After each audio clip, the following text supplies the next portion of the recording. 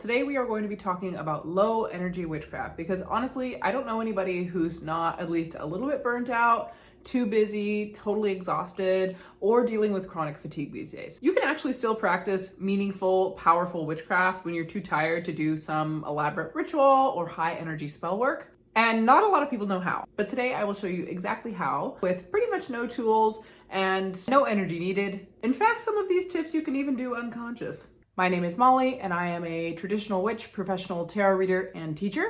I am very passionate about low energy witchcraft. Anything that can help you to maintain your magical practice without burning out, or maybe when you've just had a really long day and had too much on your plate. So grab a beverage. I am having coffee. Get comfy and settle in because this is gonna be a long, chatty video. Also, if there are any low energy magical practices that I do not mention here that help you in your everyday life, please leave them in the comments below. I would love to know personally, but also your comment could really help somebody else who might be struggling with this exact issue. So first off, spells and rituals seem like they are the most important part of witchcraft. I have seen so many people say that they think they need to do a spell a day in order to be a real witch. That's a lot of work. And there are actually so many other ways to practice witchcraft that don't take nearly as much energy that are just as, if not more important than doing a bunch of spells. You may also think that every time you sit down to do a spell, you need to give it all of your undivided attention, all of your energy until your energy has run out. And to be fair, there are a lot of situations in which that is the best way to do magic.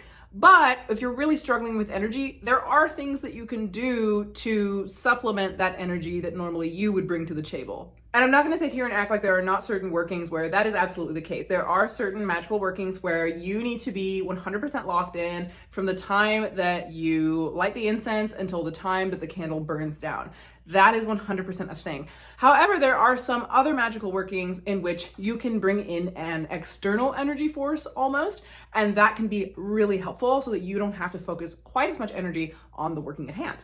Especially if it's one of those scenarios where you just need to get it done, and maybe you had a really long day at work, you did a double or something, and you get home, you know you need to do this thing right now on this particular day of the week, on this particular phase of the moon, but you have no energy left. So what I'm talking about is pre-charging your items. And there are a million and one ways to do this. There is a reason why a lot of the older spell books or spell books that focus more on traditional methods will require you to go find an object directly out of nature in order to use it in the spell. And that is because from many traditions' viewpoints, nature is essentially the source of our magic, our energy of power. So I'll give you an example of this. One of the most, I would say, miraculous workings that I ever did came from a spell book in which the exact directions were to take a raw crystal from a holy well that was given to you by the earth and then use that in the spell itself.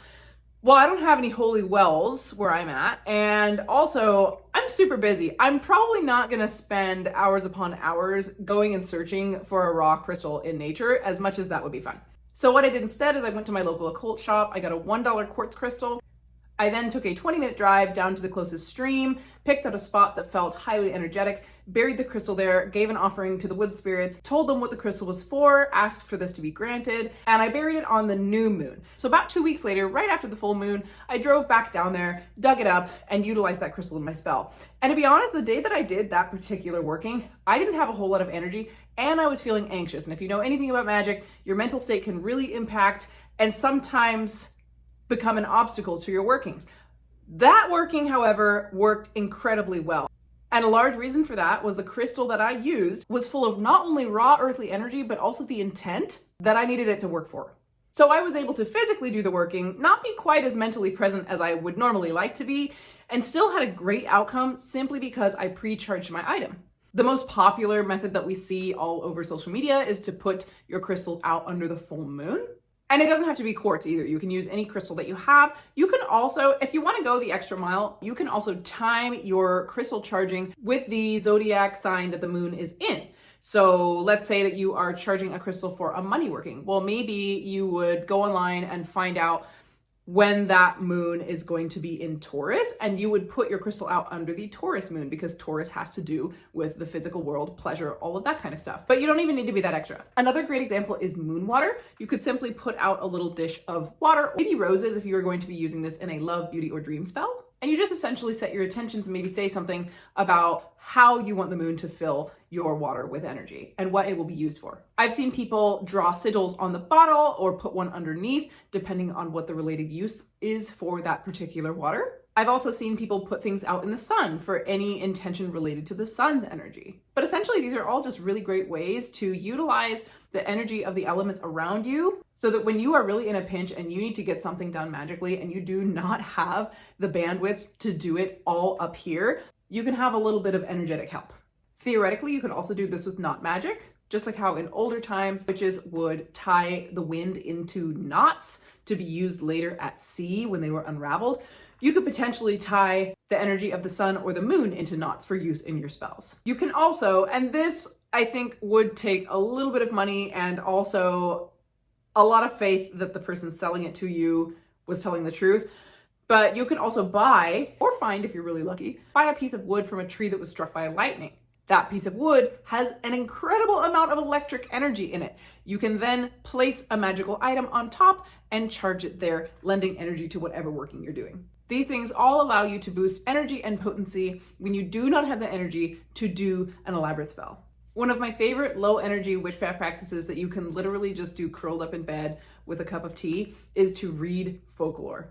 People underestimate how much knowledge you can actually obtain from folklore. And this goes for every kind of practitioner. The first thing that usually comes to mind when talking about folklore would be the fae or perhaps deities. But honestly, there's folklore about everything. There's folklore about the weather. There's folklore about the place that you live. There's folklore about the plants that you work with. Receiving knowledge is one of the most important things about the craft, and there is so much hidden knowledge within folkloric tales that relates to the craft that you do.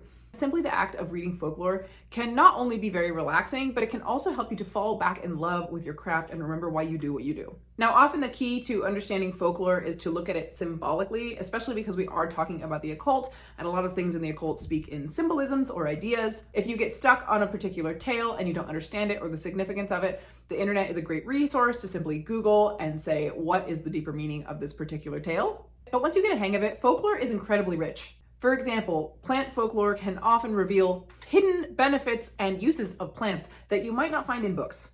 Local folklore might reveal hidden places that are actually quite sacred within the regular old place that you live in, or perhaps how to contact a local entity. When working with my ancestor, I use folklore to better understand the time that he lived in, history, the beliefs of the time, local customs, all of that kind of stuff. Might not necessarily be what you would consider folklore, but I do think it ties into the broader picture of folklore and helps me to understand the spirit that I am working with. If you work with a spirit or deity who is not and has never been human, I believe that folklore and understanding their folklore is actually crucial. On the flip side, you'll sometimes read folklore when working with a deity, and that folklore might misrepresent them, or the true message of that particular folkloric tale might have been misconstrued. But the upside to working with a deity is that if you truly are building a strong relationship with them, they will often let you know when a folkloric tale has been misconstrued by modern times. This alone can deepen your relationship with said deity, as well as give you secret knowledge and a better understanding of who they are. Most folklore about deities also has a deeper, more esoteric meaning to it, which can also aid in your personal growth, more of the inner work that you do as a witch. Another low energy witchcraft practice that is so easy and so relaxing it feels like cheating is taking a ritual bath. You can also take a ritual bath simply to connect to the element of water, but I am talking more for magical reasons. Any intention or spell that you were going to do in the first place, if you come home and you're way too exhausted, let's say that you were going to do a road opener spell, you would just take those herbs from your road opener spell and toss them in the bath. In my opinion, you should still be timing your baths with the phases of the moon. So just in case anybody watching this doesn't know, waxing is creating, waning is going away. And for the purpose of a road opener, most people like to do their road openers right after the new moon. So if you felt like you had obstacles in your path that needed to be cleared, you wanted to open the possibility for more opportunities, you would just take the herbs you were about to use in a spell, set your intentions, charm them, tell them what you wanted them to do, toss them in the bath, get in there, and manifest away. You would picture your paths being cleared. You would do all of the same visualization that you would essentially do in your spell work, but you would just do it in the bath. I use a little cheesecloth to hold the herbs because yes, I have completely clogged my drains from doing this without that. I like to stay in the bath until the water gets cold. And I think that there is really an advantage to doing bath rituals because the herbs in the bath are directly affecting the energy in your body, whether that is taking out negative energy that isn't serving you or bringing you good energy, attracting energy. And I have found that ritual baths work really well for more obscure purposes as well. Things that aren't really popular spells like attracting money, love, that kind of stuff. I once took a ritual bath on a waning moon simply because I felt like my energy was super out of balance and I had lost touch with my feminine side. So what I did was I took a bunch of feminine herbs that were related to either the moon or Venus, asked them to clear away any excess masculine energy and any energy that I had blocking me from connecting to the divine feminine. I stayed in the bath until the water got cold and then literally watched all of the excess energy that I didn't need, all of the energetic blockages just go down the drain. And I didn't do much else. It was very relaxing, and yet this was one of the most moving and immediately effective bath rituals that I've ever done. You can also take a ritual bath to connect to your psychic senses because water is heavily related to the subconscious, your intuition, your psychic abilities. You can also meditate in the bath, although please use a timer so you don't fall asleep. Some of my best meditations, especially when I'm meditating with the purpose of connecting to spirit, have been in the bath. It's just because water is such a great conductor and conduit for all of that psychic subconscious energy. Okay, this next tip might not be for every single person because everybody practices differently. If you work with spirits, you know that the rituals involved, invocations, all of that can be really draining or just take a long time. It takes a lot of energy, and while invoking the spirits that you work with can be very beneficial for a lot of reasons, you don't have to do that all the time to build a relationship with your spirits. And I want to talk super quickly, this should honestly probably be a different video, but I want to talk super quickly about building a relationship with spirits because everybody says that, but then it's like, how the hell do you do that? This is a one-way street, right? Building a relationship with spirit. The best way I have found for building a relationship with the spirits that you work with is to not think of it as a one-way street, but to simply think about there being a friend who comes when you call, right? This is a simplification. Don't come for me. I don't have enough time to go into this more in depth right now. But essentially, my suggestion is to not make every single interaction super elaborate or time consuming.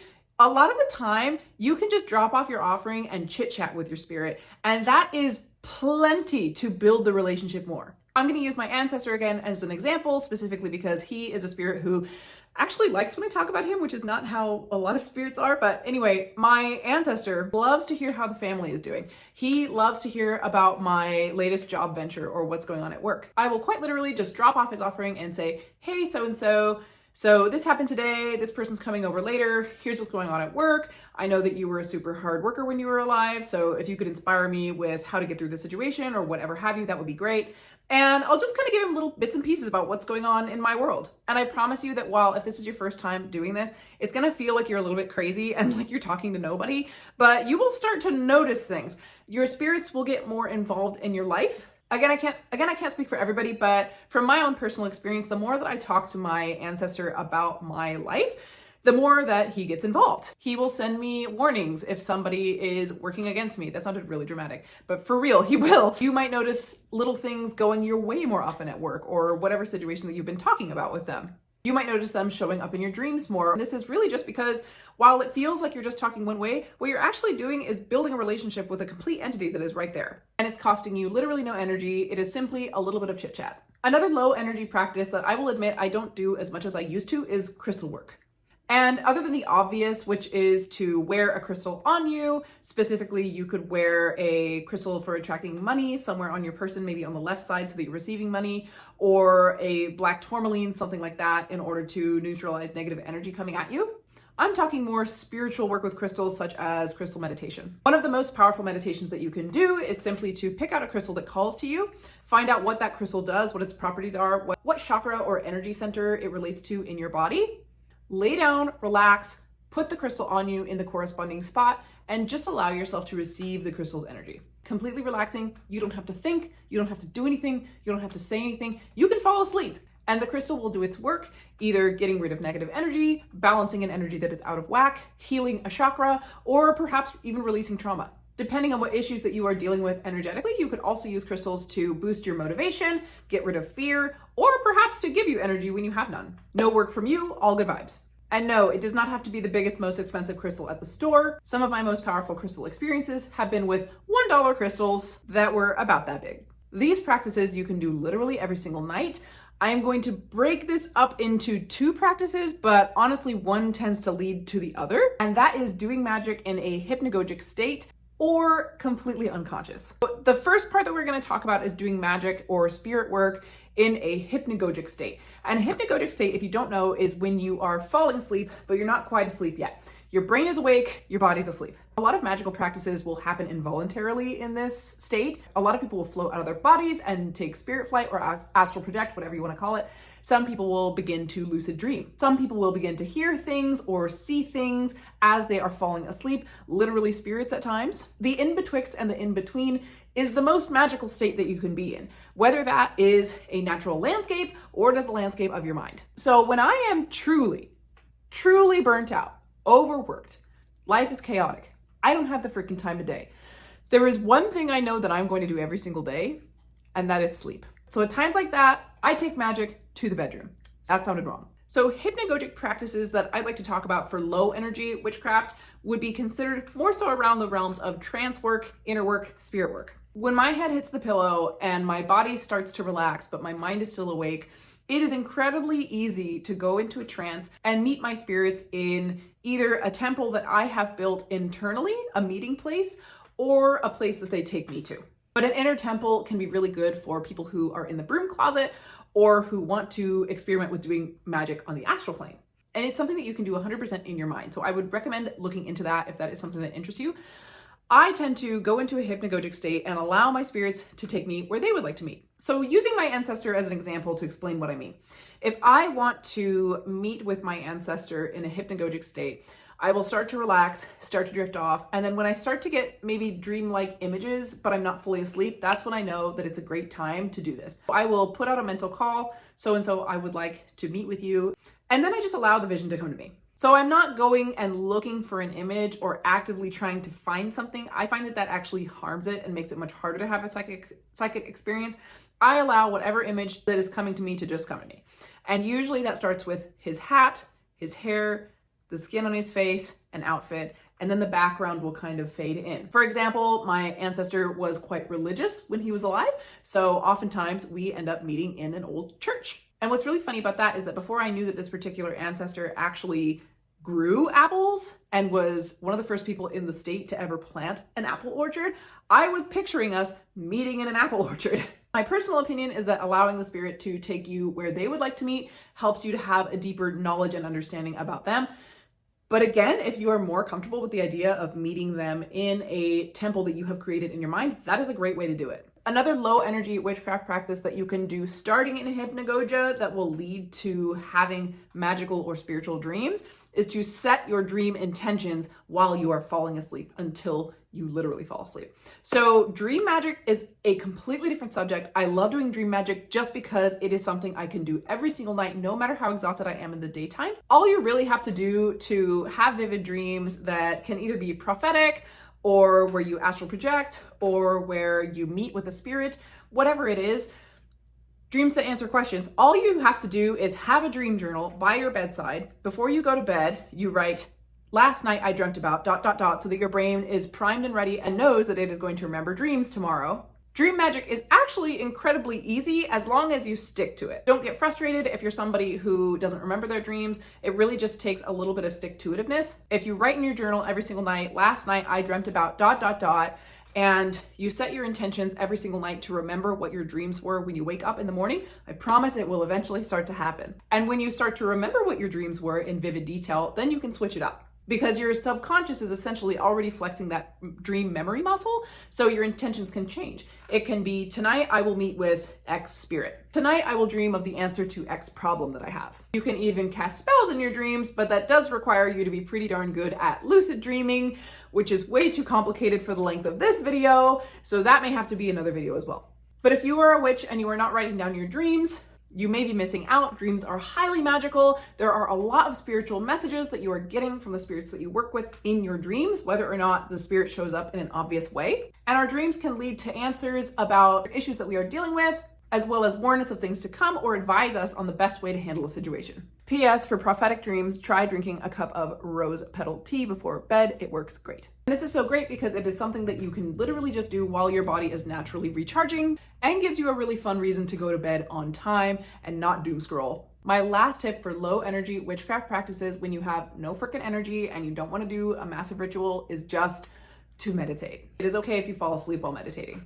There are many kinds of meditation. All of them are good for magical practices. And although I know that meditation is kind of a hot topic and nobody wants to hear meditate, it is honestly so good for you, especially if you are a magical practitioner, and will make the things that you manifest become much easier to bring into reality. The reason for this is that the kind of meditation I think we all think of, which is clearing your mind, helps to strengthen your mind. And most of the time, your mind is what's doing most of the work in magic anyway. So the stronger you can make your mind, the stronger your craft becomes. And it's okay if you're overcome by thoughts while you're meditating. I deal with this problem a lot, even though I meditate every day, or at least try to. The thing that can help me if I'm dealing with a lot of anxiety or if the thoughts just keep coming and I'm having a really hard time releasing them is to tie myself to something physical, not literally tie, but just to hold like mala beads, okay? So mala beads are generally 108 of them, although I've seen the little ones that you can use for a wristband. And you can use chanting, that can be really helpful. I just use them for the physical grounding sensory input. So as long as I am holding my mala beads, breathing deeply, and then moving to the next bead, my body for some reason doesn't seem to freak out as much and want to escape the meditation. I think that in our day and age, we really put too much weight on the actions that we can take, the solid things that we can do right now, but a lot of times it's actually the passive things that do the most work. There are so many kinds of meditations though. There are grounding meditations. If you can't go outside because the weather is terrible or you don't have somewhere to go, you don't have to put your feet into the earth. There are actually fantastic grounding meditations just right here on YouTube that are like 10 minutes long, can boost your energy and can help you to feel centered, grounded, and not have anxiety. And this still does aid you in your craft, in your psychic abilities, in your energy regulation, all of these things. A lot of people skip meditation because they want to do actions. They feel like they're not doing anything if they're meditating, but it is totally the opposite. So there you have it, guys. Those were my top tips for low energy witchcraft when you are freaking burnt out and don't have the energy to do anything. And honestly, if you are doing a spell every single day and burning yourself out, I think you're missing the point of magic and magical practices. And it would be more beneficial to do some of the more relaxing, calming, and passive activities mentioned here. I hope these were helpful for you. If you use any of these tips, please let me know how they went. If you'd like me to do a video expanding on anything that I mentioned in this video, please let me know in the comments below. Like, subscribe, and hit the bell button so that you never miss a video. I will see you next time.